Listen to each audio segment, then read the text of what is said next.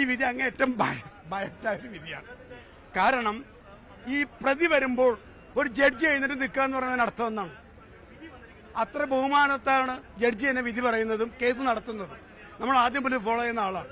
ഇതിനു വേണ്ടി അധ്വാനിച്ച women collective, വക്കീലന്മാരെ, അതുപോലെ പി.ടി. തോമസ്, ലാൽ, ഇവരൊക്കെ കുറ്റവാളികളാക്കപ്പെട്ടിരിക്കുകയാണ്. ഒരു സമൂഹത്തിന് അവർ കുറ്റവാളികളാക്കിക്കൊണ്ട് യഥാർത്ഥ പ്രതി രക്ഷപ്പെട്ടിരിക്കുന്നത്. ഇത് അങ്ങേയറ്റം ഹീനമായ ഒരു വിധിയാണ്. ഈ വിധിക്കെതിരെ മുകളിലേക്ക് അപ്പീൽ പോകേണ്ടതുണ്ടെന്നാണ് ഞങ്ങളുടെ അഭിപ്രായം. ഒരു പെൺകുട്ടിയുടെ ജീവിതം, 8 വർഷത്തെ അവരുടെ സമ്പുഷ്ടമായ ജീവിതത്തെ തകർത്തുള്ള വിധിയാണ് വന്നിരിക്കുന്നത്.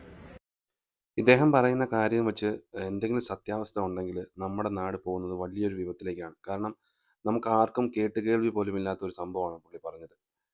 കുറ്റവാളി എന്ന് വിധിക്കപ്പെട്ടില്ലെങ്കിൽ പോലും ജഡ്ജിയുടെ മുമ്പിൽ വരുന്നവരൊക്കെ കുറ്റത്തിന് വേണ്ടി കുറ്റം ചെയ്തിട്ട് അതിൻ്റെ വിധി കാത്തു നിൽക്കുന്നവരാണ്. അപ്പം അങ്ങനെ ഒരാളുടെ മുമ്പിൽ എഴുന്നേറ്റ് നിന്ന് ബഹുമാനം കാണിക്കുക എന്ന് പറയുന്നത് അത് വളരെ എന്താ പറയുന്നത്, വേദനാജനകമായ ഒരു സംഭവമാണ്. നമ്മളൊക്കെ സിനിമയിലൊക്കെ കണ്ടിട്ടുണ്ട് ഈ ഒരു സംഭവം. നായകന്മാർ കയറി വരുമ്പോൾ അത് തമാശയ്ക്കാണെങ്കിൽ പോലും ചിലപ്പം ജഡ്ജി അറിയാതെ ചാടി എണ്ണീറ്റ് ബഹുമാനം കാണിക്കുന്നതൊക്കെ. അപ്പം നമ്മുടെ നിത്യജീവിതത്തിൽ ഇങ്ങനത്തെ സംഭവങ്ങളൊക്കെ ഉണ്ടാകുക എന്ന് പറഞ്ഞാൽ നമ്മുടെ നാടിൻ്റെ പോക്ക് വളരെ വളരെ അപകടകരമായ രീതിയിലാണ്. നമുക്ക് നിയമവ്യവസ്ഥയിലുള്ള വിശ്വാസം പോലും നശിപ്പിക്കപ്പെടുന്ന ഒരു അവസ്ഥയിലേക്ക് കാര്യങ്ങൾ എത്തിയിരിക്കുന്നു. അപ്പോൾ എന്താണ് നിങ്ങളുടെ അഭിപ്രായം? നിങ്ങളുടെ അഭിപ്രായം രേഖപ്പെടുത്തുക.